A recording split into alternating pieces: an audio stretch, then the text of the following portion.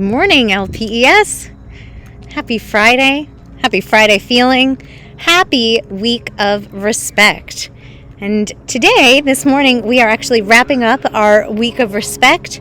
Hopefully, we had a few different ways in class, on the playground, that we could be respectful to each other's, respectful to each other, respectful to ourselves, and respectful to the places around us, like our school, our community, our home, our parents. As you can see, I am currently at our school, and I'm actually in my kind of pajamas. I'm in a sweatshirt today, because it's Thursday as I'm recording this. It's Thursday, and you guys are all right in there, right behind me. There you are, except for a few of our, I want to say, maybe second graders who are over just going in from recess right now as I record. And I'm heading out towards our playground area because as I was thinking about Week of Respect, I was thinking about one of the things that we have here at school that we don't talk about too much, and that is where I'm sitting right now. Do you know what it is? It is our buddy bench. So currently I'm sitting on that red bench that is over by the side of our playground. And this bench was put here a few years ago, and it was intended to be used. It was supposed to be used for kids that maybe were looking for a friend that day, maybe were looking to play with some new people who they hadn't played with before, maybe some friends who just were feeling kind of down and needed some cheering up. But when I come out here, I don't always see it being used for that. Sometimes I see it being used just to hold people's coats and things like that, or lunch boxes, or sometimes there's just kids sitting on it, which is okay too. But I think the idea of a buddy bench, the idea of this place that people could go to find others to talk to, or others when they're feeling lonely, is a lovely idea. I think it's a really nice thing that we could try to do. And it's something that I want to touch base with all of you. And in fact, in a few minutes, we're actually going to be reading a story that kind of ties into the idea of a buddy bench and ties into the idea of including other people, even if they're different from you, even if they're new to our school, even if they have things about them that maybe you don't relate to. Maybe they act a different way than you, or they look a different way than you, or they eat different food than you. That's talked about in our story too. And how we can still be inclusive of them. Being inclusive means being friendly, being friends with people who are different than ourselves, trying to learn more about them, trying to understand them more, or helping them to understand us more too. So as I sit on our buddy bench, as we wrap up Week of Respect, I want to talk to you about a few different things. The first thing I want to talk to you about is this little piece of paper right here.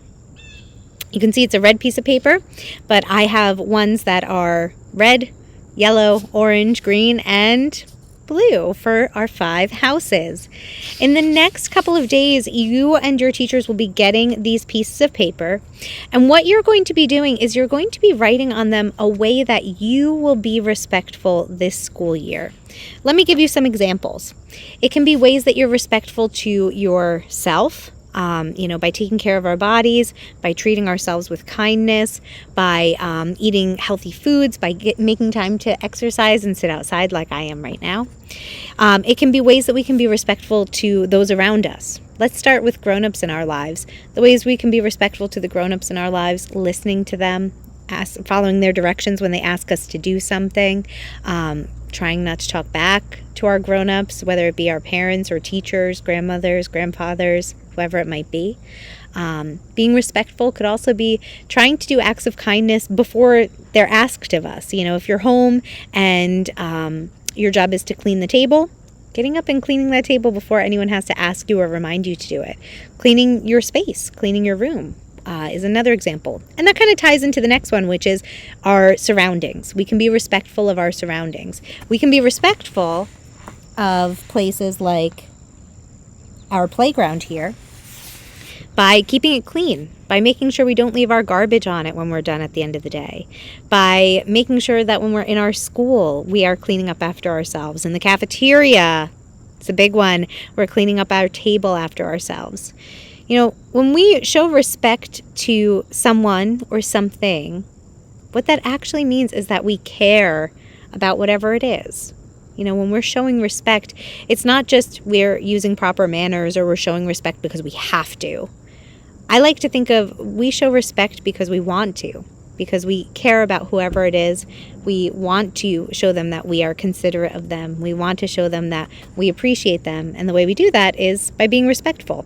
And even though it sounds kind of silly, we can also do that with objects and places. We can be respectful of our things by taking care of them, by taking care of our backpack, of our desk, of our room, of our classroom tables, of our lunch tables, of our playground.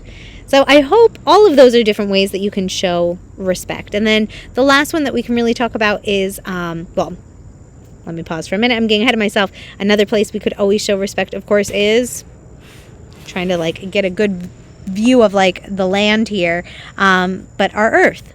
Just like we said, taking care of our playground, we can also take care of the earth and respect our land by cleaning up after ourselves, by recycling, by making sure we're not throwing garbage places that it shouldn't be, using things like our recycling can. It's hard to see with the sun. Yeah, there it is. Our recycling can, or the trash can that's behind me so lovely in the background. All of these are ways that you can show respect. And the last one, and this one really ties into the book that we're going to read, is showing respect to each other, showing respect to our friends and our classmates. Even those we don't consider a friend, we can still be respectful to by treating them kindly, including them in games, including them in our activities that we're doing in school or out on the playground, looking for people who are sitting on the buddy bench, and seeing if they need a friend, and showing them respect in that way also. So on these pieces of paper, you are going to write one way that you will be respectful.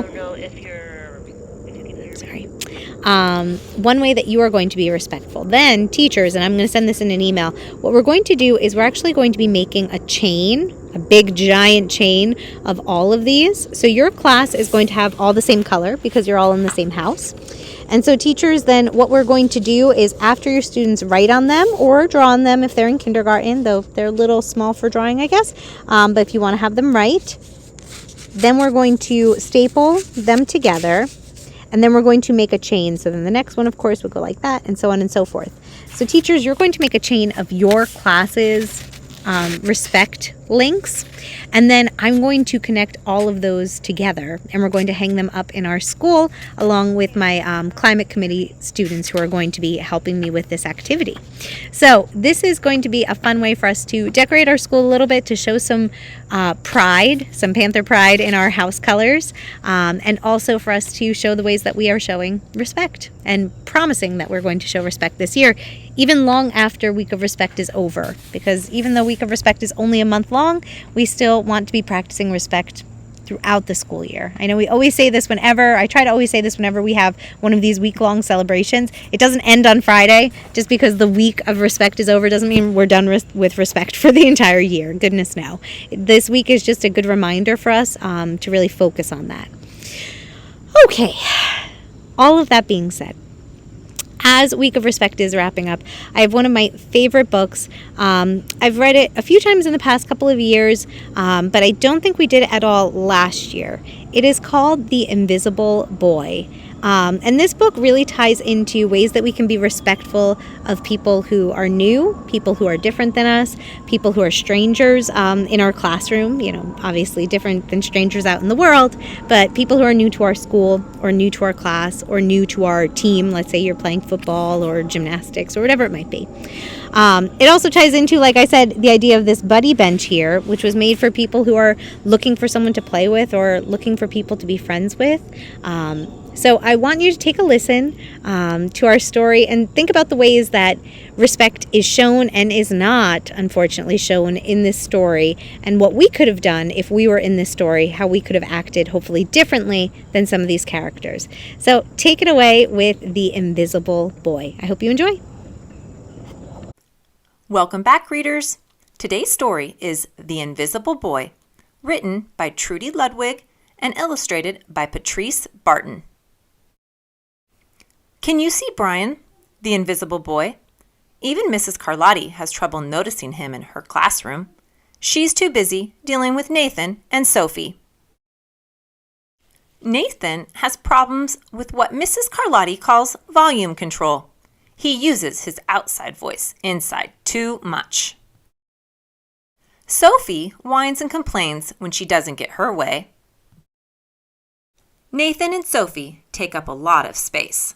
Brian doesn't.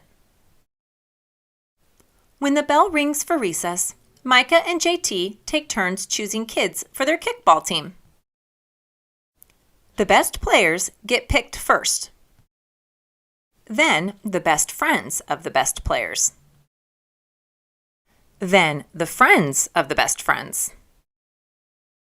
Only Brian is left, still waiting and hoping. JT glances in Brian's direction and, just as quickly, looks away. "We've got enough players for each team," he tells the others. "Let's play ball." In the cafeteria, Madison and her friends talk about her birthday party. "The rope swing over the pool was awesome," says JT. "Yeah, so was the water slide," adds Fiona. "That was the best pool party ever." "I'm so glad you guys had fun," says Madison. Everyone did, except Brian. He wasn't invited. At choosing time, while the other kids play board games and read, Brian sits at his table, doing what he loves to do best. He draws fire-breathing dragons, scaling tall buildings. Space aliens locked in intergalactic battles. I got you now. Greedy pirates digging for treasure. Crackers? Arg! Yay! And superheroes with the power to make friends wherever they go. Hi. Hi, friend. Have a cookie. On Monday morning, Mrs. Carlotti introduces Justin, a new student, to the class. Brian smiles shyly at him. Some of the other kids sneak looks at Justin, trying to figure out if he's cool enough to be their friend. They haven't quite made up their minds yet. At lunch, Madison and JT watch Justin eat with chopsticks. "What's that?" asks Madison as she points to Justin's food. "Bulgogi." "What?" And the kids laugh. All of them, that is, except Brian. He sits there wondering which is worse, being laughed at or feeling invisible. The next day, when Justin goes to his cubby to put away his backpack, he notices a piece of paper with his name on it. "I thought the bulgogi looked good. Brian." Yum. At morning recess, Brian finds a piece of chalk on the ground and starts drawing away. "You're Brian, right?" "Yeah. Thanks for the note." "Hey, Justin," Emilio calls out from the tetherball court. "You're up next." "Sorry, I gotta go," says Justin. "By the way, that's a really cool drawing," he adds before taking off. Back in class, Mrs. Carlotti asks the kids to team up in 2s or 3s for a special project. The kids scurry around the room to pair off. Brian heads towards Justin. "I'm already with Justin," says Emilio. "Find someone else." Brian looks at the floor, wishing he could draw a hole right there to swallow him up. "Mrs. Carlotti said we can have up to 3 people in our group. We're only 2. Come on, Emilio. Let him work with us." "Okay, I guess." Mrs. Carlotti gives the class directions for the project. Your assignment is to work together to write a story about what you see in that photograph. Use your imagination and have fun. "Whoa, cool," says Emilio. "What kind of people do you think would live in houses like that?" "I don't know, but I bet Brian could draw them to go with our story," says Justin. Brian smiles as he takes out his lucky pen. The crooked story we made up on the spot. It's lunchtime again. Brian's least favorite part of the day. Another 20 long minutes of kids talking and laughing with everyone else but him. "Brian!" he hears someone shout. "Hey, Brian! Over here!" Brian turns and sees Justin waving him over. Emilio nods at Brian as he makes room for him at the table. Maybe, just maybe, Brian's not so invisible after all. Cookie? Thanks. The end. Thank you for listening. Come back for more of your favorite read-alouds. And please remember to hit the subscribe button. All right, friends, I hope you enjoyed that story. Like I said, it's one of my favorite ones to read this time of year because it's a really great reminder of ways that we can be kind and considerate of each other. One of the ways that is so simple, and it doesn't seem like a big deal when we're in the cafeteria, but when kids bring food from home that is different than what we eat, or if it's something that maybe we would be afraid to try, maybe we're not too adventurous with our food choices, not making a big deal of it that could make someone else feel ashamed or embarrassed, because people eat all different kinds of food all throughout the world. I think trying new things is a wonderful and exciting thing to do.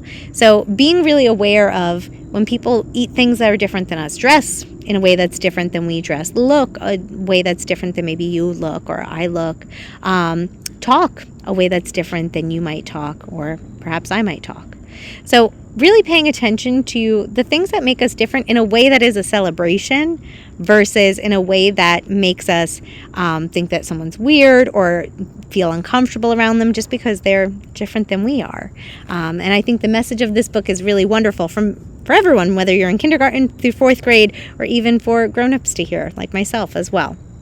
So friends, I hope you'd find it Week of Respect. I hope that we thought about some new ways that we could try to be respectful, and I cannot wait to see all of our respect chain links put together and decorating our school in the coming weeks. Teachers, I'll send out an email with more details all about that. For everybody else, LPES, you know what it is. It's that time of the day where I get to say, stay kind, LPES. I'll see you all next week.